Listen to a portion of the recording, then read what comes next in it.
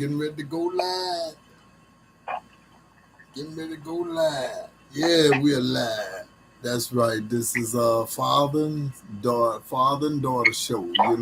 We've been running this show. This is about the fifth uh episode. And I am Kenny Boy, the author of this book here. Somebody was asking to show that book again, so I want to make sure I have it up. This was the first book that I had, and I wrote when I was in prison for 19 years. This book right here. So get a good look at it right now. And this is my second book.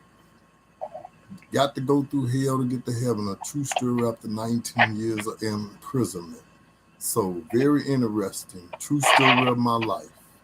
Now, during the time I was serving time, the year I went to prison, my daughter was being born. So here she is. She's on the phone again.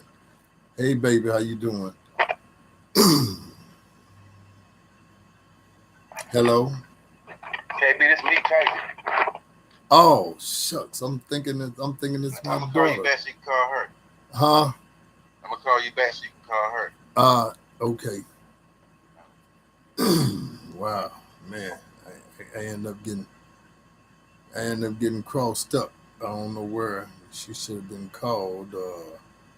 Let's see where she's at. Okay. See if we can get her on the line. Yeah. Just about to call you. Wow, I turned around and answered the call and thought that was you, and turned around, it was somebody else on the line. And I'm sitting here trying to call you. I was getting ready to dial your number. Then had like, well, I'm finna sit because it's noisy in the house. It's noisy outside because they out here cutting grass at 9 at night. Wow. Right. And I'm like, oh my God, I need a space. Wow, yeah, got a lot going on now, I see. Mm-hmm. Yeah, you want to talk about Let this. me give me a shirt. You want to talk about this mental health thing. Hold on.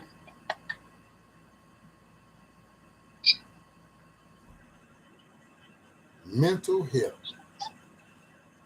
Oh yeah, got a lot of that going on in the community. And it's sad that, it's going on in the community because it's a lack of nourishment. Food goes to the brain first. So I just believe it's undernourished from what I'm seeing and from what I'm hearing that comes out of these young people's mouth. Sound like they just real young, and they can be like 18, 19, 20 years old and sound like a little kid. That's something that really it's scary. It's scary. You know how, Okay, it's really scary. I got me a chair. Yeah, I was just talking about how scary it was that how mental health is that food goes to the brain first. And what's been happening is when you listen to some of our young peoples, they can be 19, 20, 30, 20, 21 all the way up. And when they talk, they can sound just like a little kid because they undernourished, not eating right, not eating the proper food. That's just what I believe. Because when we come up, we had a garden. We ate from a garden. We ate from the ground so we can stick around. Right. You know what I mean? Oh my God, I just want to know who cut grass at 9 at night. Hey, Woo. you if you got a light I on, forgot you the grass man, so you be doing your night too. yeah, if you got a light on that lawnmower, he gonna keep going. I would just want him to put it up, take it in the house. Yeah, you can't let that dry you though. You don't give it no energy, baby. Don't give it no energy. Act like it ain't there. That's what I do. I act like something that bothers me. I don't even let him know it bothers me. That little boy. But I need him to go in the house with his lawnmower right now. I'm trying to have a podcast. See, he out there getting it on, huh? Getting it on with the grass. Oh my God, I done had to walk way down the street.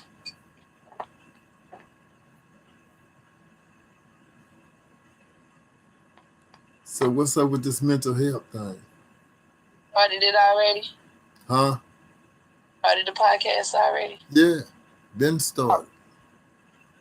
Okay, well, hello everybody. Sorry for all the discrepancies. Grace cutting in the background, you hear? We wanted to lay on mental health this week because I just think it's something very important that need to be talked about.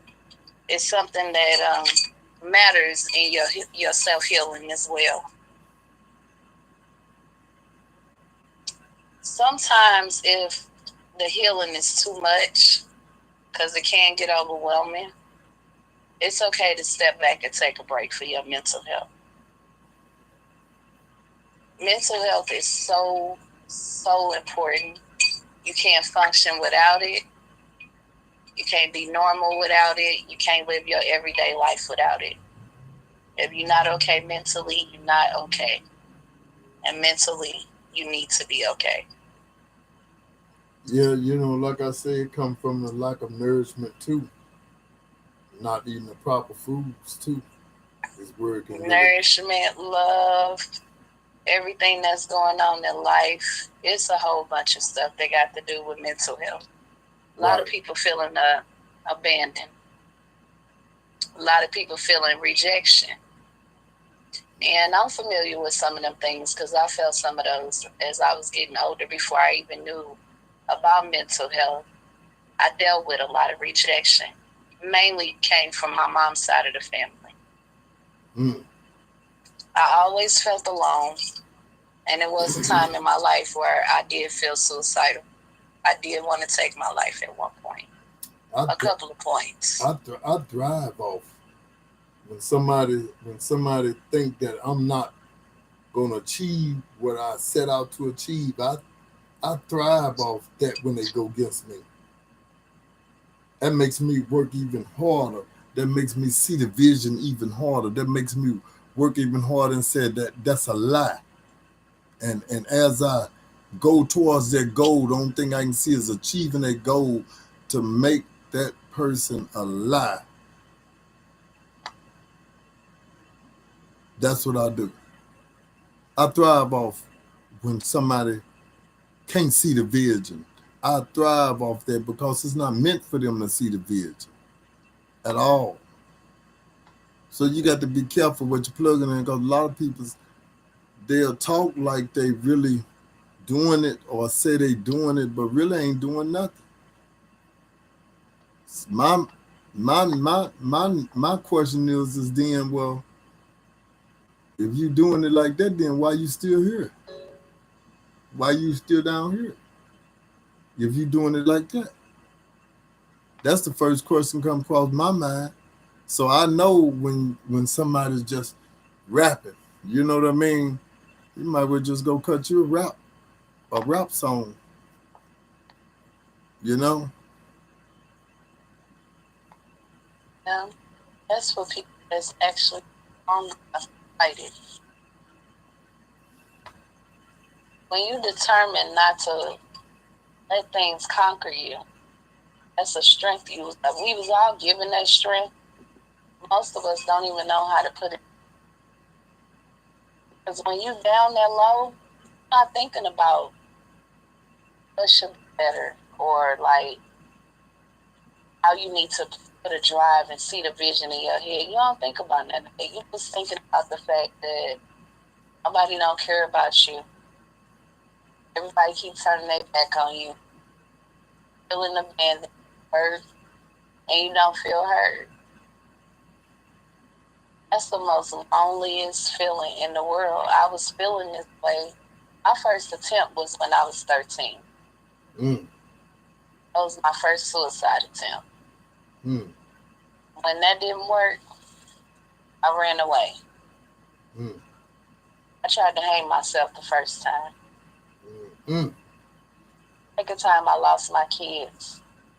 And I was also in a relationship, in a marriage, still is, but he bought me so many things home that day. On Valentine's Day, he bought me home a teddy bear, bought me a balloon home, video card, candy.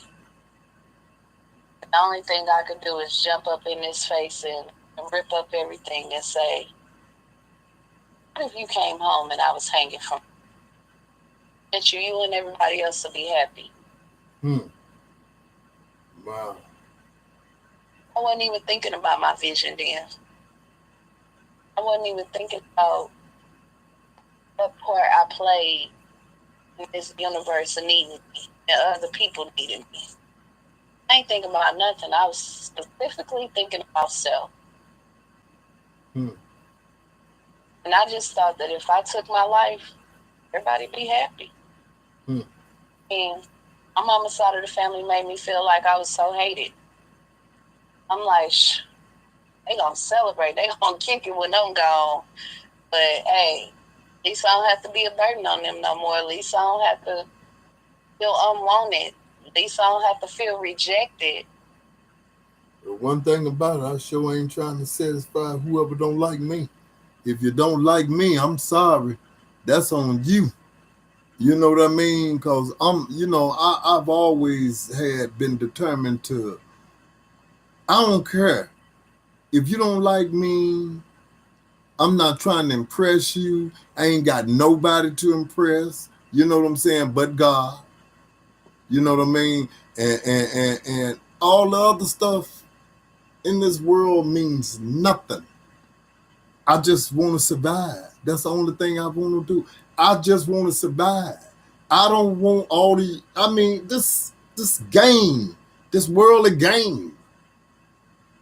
You know what I mean? I can't give power to something that gonna control me. I can't give power to that. Why I'm gonna give power to that? Why I'm gonna give power to something that ain't gonna pay my bills? Why I'm gonna give power to something that don't mean a hill of beans to me? Why will I want to give that much power to somebody like that? Why? It's the only thing I ask. Why? Because I can't do it. I'm gonna tell you that now. I can't do it. If you don't like me, I'm gonna tell you like I always tell everybody else. I picture in my mind this little lamp with a little table set on. And when it lit up, and if you got bad communications and you got bad energy, I picture myself going over there cutting it off. So that means I unplug. I ain't got time for it. Life too short. You know what I mean? Life too short. Yeah, it is. It's too short. Why should I give power to this over here when I'm trying to focus on where I'm trying to go? But the question is, what do you do about it? Because that's what everybody's looking for. They looking for solutions. They want to know, okay, well, how can I do this? How can I bring myself back around to where I don't care about what people say? Because a lot of people will tell you, I don't care. That was my favorite saying. I don't care. I don't care what this person think about me. I don't care what that person think about me. But I was lying to myself. I did care. I did care. So first, you got to stop lying to yourself. That's first step. You have to stop lying to yourself. No matter how brutal the truth is, one thing about mental health, it all starts from you having a lack of love for yourself. That goes back to say, come back around and learn how to love you. Whatever it is that make you happy, then make that happen. Do it. It doesn't matter if it's a walk in the park. It doesn't matter if it's drawing. It doesn't matter if it's coloring, because I color. I still go paint and I paint and do wine twist. I still do that. I love to go skating. I love to bowl. I like theme parks. I still sort of kind of like roller coasters, but my anxiety, the way it's set up, it's not letting me do roller coasters a lot. But at the end of the day, I still love theme parks because if I'm just going to pay to just get in and have a funnel cake and a turkey leg, it don't even matter who think. What about it? Guess what? It makes me happy. Right. Whatever. So I'm going to do that. I turned 38 this year. Oh, yes. So first thing my husband said, we not going to Miami. We not going to do Miami. And I told him, no, I don't want to be a kid today. I mean, I don't want to be an adult today. I want to be a kid. So I chose to purchase some tickets to go to Universal Studios. That's right. Right on Smooth Beats. And that's what we did. We went on there. We went to a theme park where it was nothing but virtual rides, a lot of virtual rides. There was a couple of roller coasters. That's right. But even though it was childlike, guess what? It made me happy. Right. That's right. Yeah. You got to do what that made me happy. Going to get my hair done. Yeah. That made me feel good about myself. That made me want to boost my confidence back up. Yeah. You got to do what make you happy. You have to do things, or I call it dating yourself. Maybe I will take a self-date. I know that's right. I'll take a self-date any day. Do you hear me? Whether that means, even if it's so small, it's going to just, I love Dairy Queen. I'm just going to Dairy Queen just to get me my favorite blister that I love to eat. Not the ice cream. Yeah, I like that smooth ice cream myself. Yes. Yeah, I like that smooth. I'll tell you somebody else who got that. What is your favorite color? What is your favorite food? What is it that you like? Do you like to get out? Do you love to travel? Do you want friends? Right. Get to know yourself again. Got to get to know yourself again. Because at the end of the day, however you start loving yourself is whoever decides to come around and be your companion if you ain't already got one. And even if you got a companion, guess what? Just because you sitting up dating yourself and loving yourself, that makes everybody else fall in line and love you the way you love you. Yeah, because if they see that you don't love yourself, then how can they love you? That's why the word said, love your neighbor as you would love yourself. Is that loving yourself when people's out there putting hands on other folks and popping other folks and killing other folks? Is that it's a lacking in love? It's more than mental health, baby. Like you say, they focus on what they lacking in. They ain't had somebody to really care. But if you focus on what you lacking in, that's what you're gonna always attract. But if you just start focusing and being grateful for the right now. The right now means what you looking at is an illusion. Meaning that's only temporary. It's nothing is never meant to last long. Bible says you're just going through. Go on. You can't keep taking what you're going through and making it detrimental to your health. Oh, no. Quit asking why, because let me tell you why. You're not always going through for you. It's not always about you. Sometimes it's bigger than you. Oh yeah. Sometimes you going through to tell the story and help the next person through. Sure is. I believe that. I remember one time I spoke and going over doing the speaking, and I'm so focused on doing the speaking, I'm not really seeing what's really going on. But this woman was really hurting and how it was coming out to me. And I was presented to her. She had broke down and started crying. And I said, we're going to be here for you, And come to find out she had all kind of family problems and some that I had been through. And same exact problems. And I shared it with her and she got over it. And that was all, it was like a hump lifted up off me. So, our life and our stories is something that can show somebody out of what they going through. They may be going through the same thing. And you're right. They may be going through the same thing. You're right. Yeah, so quit asking why. Instead of figuring out the why, follow the dream, follow the purpose. Because one thing about it, you can't get to where you're going if you don't do the work. You can't cut around the work. You can't take shortcuts. And can't give it back. Whatever God got for you to do, you got to do it. It ain't picking no choose. You ain't got no option. You ain't got no option. You're going to either do it, you're going to get somebody else to do it, or you're going to melt you back down to the earth. That's just how I've seen it since I've been here, going on my 60th year.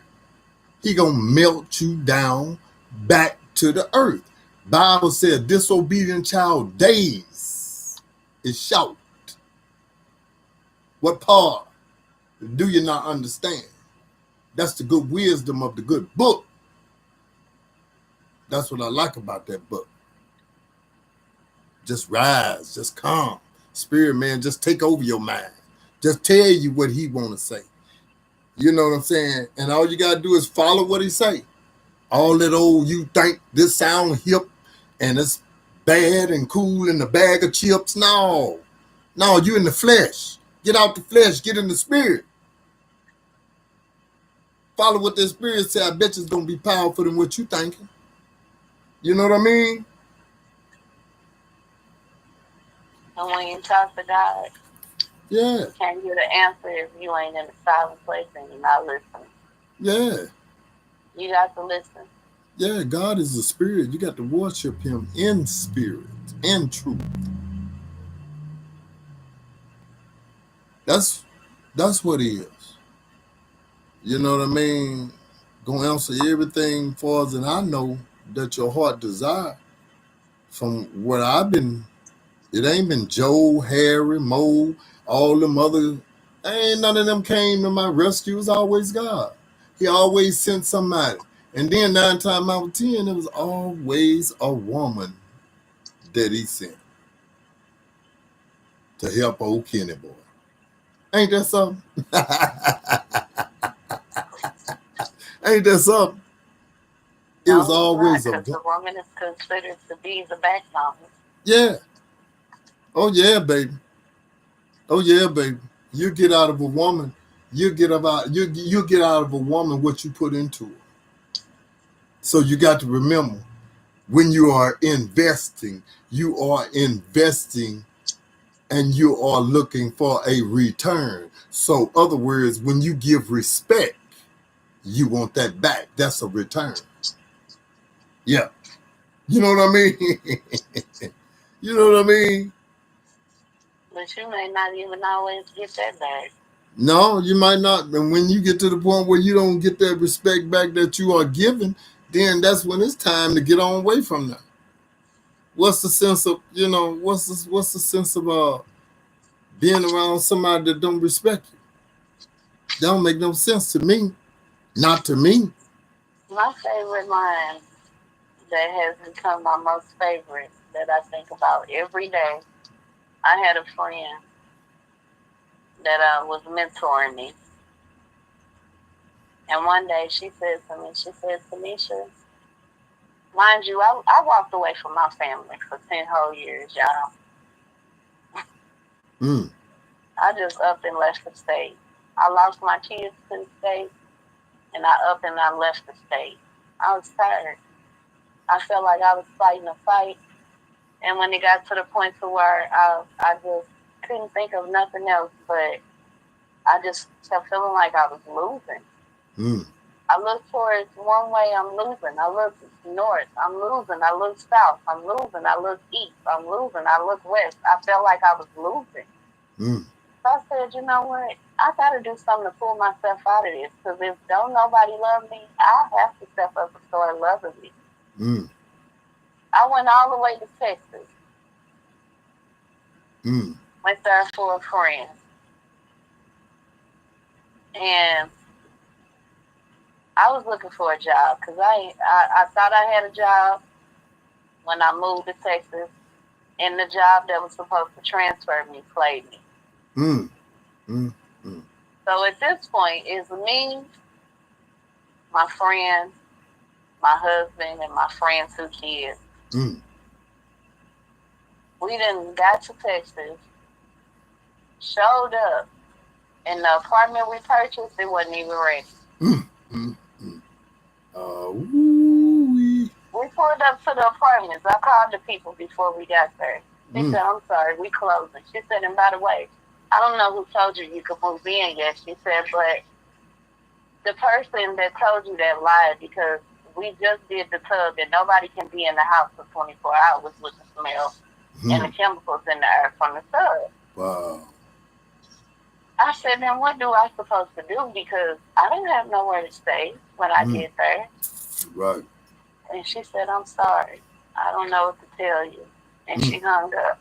We got to the apartments was closed. We went over to my friend's house. She cooked us dinner. We woke up the next day. We went back to the apartment. So I asked the lady, I said, can you take something off? Because technically, you were supposed to be there in the apartment. It was supposed to be ready, but it was not ready. So can you just give us something off for the rent? She did. She took $250 off. We paid the rent. The remaining, huh? We paid the remainder of the balance. The only person in the house that had a job was my husband. Now, at this time, I'm in my head like, shoot, we got to do something. Because we don't even have no money to get the lights going. So we say, you know what, we just going to donate. All 3 of us took turns. We watched our kids. Each person went and donated.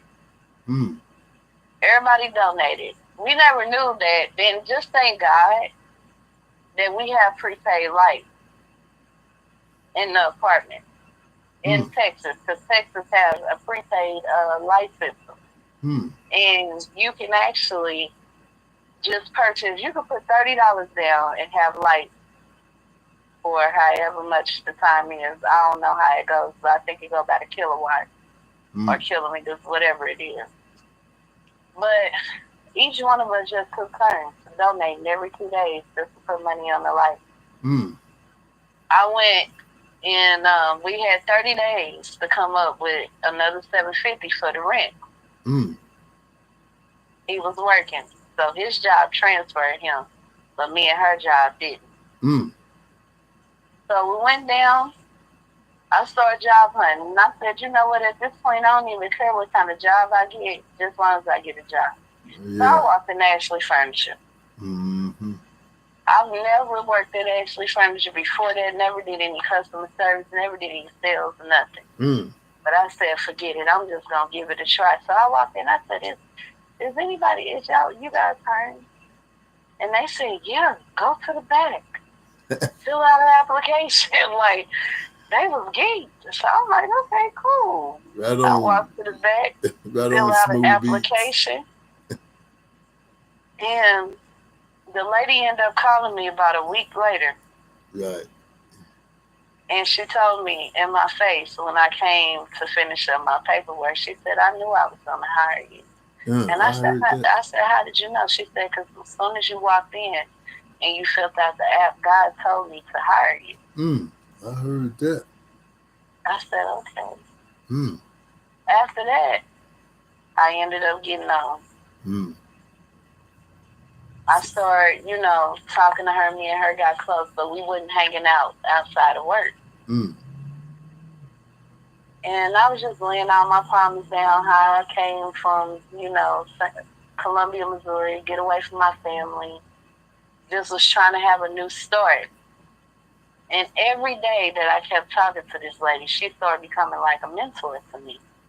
So she started saying, you can't be angry.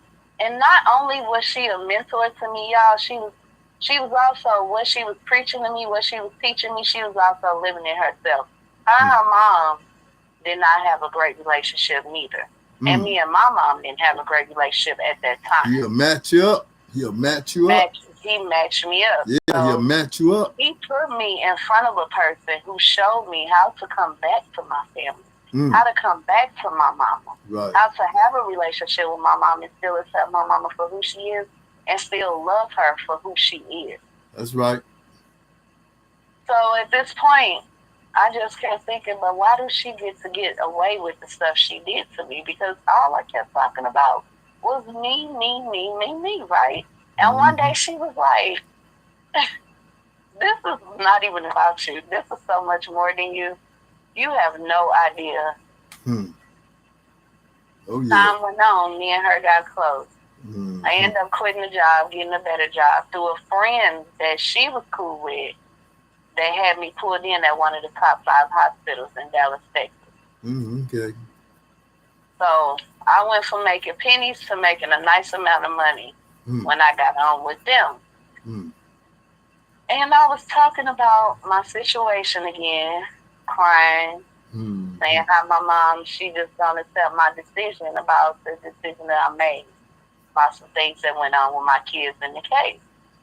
The first thing that she looked at me and said, she said, "Are you happy with your decision?" I said, "Not necessarily happy, but I did what I had to do for me." Right. She said, "Then anything that's not conducive to your mental health,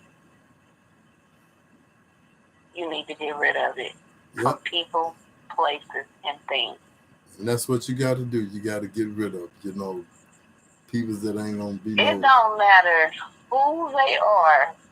And when I tell you who they are, when I tell y'all I am the cutoff queen, it goes for anybody that's not conducive, that's not healthy to your mental health. If you feel like mentally you cannot handle some of your family members, get rid of them. Let it go.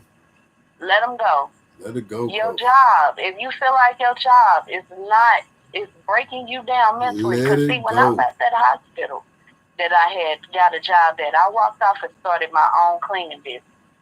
But when I left that hospital, I dropped 30 pounds. Instantly.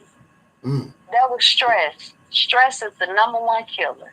The number one killer. From the job, and even when I was working at the top 5 hospitals, this is in Dallas, Texas, this is a thing that blew my mind. We knew a nurse that was on the floor, and we all signed a card for her because her 10-year-old son was at school being bullied, and guess what he did? Committed suicide. And she found him hanging in the closet, dead. When I tell y'all this mental health thing is so real, this is so real, y'all. Check on y'all people. Even if you feel like they doing the most and they can't never get it right, don't give up on them. Even if you just doing some kind words to tell them you love them, tell them that. But the one thing about it is, I need y'all to understand this. If you're not going to participate in your own self-healing, it is not going to work out for you. You have to be willing to participate in your own self-healing. When you get older, nobody can do this for you no more. You have to be willing to do this for yourself. You can have all the love and support in the world, but if you're not participating in your own self-healing, it's not going to work. There is no shortcut. Yep. Again, let me say this again. There is no such thing as shortcuts. Not in life. Ain't no such thing. When it comes to self-healing, you cannot take shortcuts, y'all. Yep. You have to be willing to participate in your own self-healing. Your mom can't do it for you. Your kids can't do it for you. Your brothers can't do it for you. Your siblings can't do it. Nobody can do nothing for you. You have to participate in your own self-healing. Yep. How do you do that? Wake up every day. Say affirmations to yourself. Tell yourself you're beautiful. Tell yourself you're successful. Tell yourself you love yourself. My favorite line is, I am more than enough. That is my affirmation I say every day. I have a best friend who has a tattoo on her arm. That she is more than enough. Because that's what she felt the need that she had to keep reminding herself of. And if that's what you have to keep doing, I went so far to where I used to write affirmations on my mirror with lipstick in the morning. You got to have some type of value. Got to have some type of value. Got to have some type of value. And you have to have a release. So if your release is journaling, write. If your release is rapping, rap. If your release is walking, exercising, cooking, whatever your creativity is, because creativity is even more creative through your pain. You'll be surprised what your pain can create with the creativity and the gifts you've been blessed with. That's right. Well, y'all, I want to say that, this is coming to an ending of the show right now. And I thank Smooth Beats for being very supportive. The brother, we did a song together, got it on the handle. All right, thank you, Smooth Beats. Yeah, Smooth Beats. He make them beats, baby. You know what I'm saying? Yeah, we gonna have to mess with him, Yeah, absolutely. The brother is very supportive. Plus, he got his own music too, his own style of music too, and that's what I like about him too. I'm gonna have to do more on him and do something live with him too, because his Smooth Beat is he got something going on now. They interviewed me one time of another. Okay, I'm gonna wrap this thing up. So thank you all, and be prepared for the next time. We've got a treat for y'all. Ain't that right, baby? Yes, that is so very right. We'll see you guys Sunday at 5. This is the second special premiere show, and it's Dinner Over Podcast. So please tune in. Delicious. Can't wait to get with you guys. Thank you for all the support. Y'all support means everything. Without y'all, there is no us. That's right. So come on here, listen. You need to ask questions and get personal opinions. Get involved. Our box is definitely open. So that's right. Keep tuning in, y'all. We'll see y'all Sunday at 5 p.m. and it will be live, and you'll finally get to put a face, an actual live face with this pretty voice I keep hearing now. Go, baby. But I'm looking forward to having Dinner Over Podcast Sunday, y'all. So that's right. Dinner Over Podcast Sunday at 5 p.m. Tune in. Can't wait to sit and talk to y'all. Y'all will find out what the next topic is gonna be about. It's gonna be pretty good. That's right. So tune on in and watch us have dinner and talk crap to each other. All right, baby. You take care and be safe out there. Yes, I love y'all. Love yourselves. And God bless y'all and have a great night. All right. Oh, it's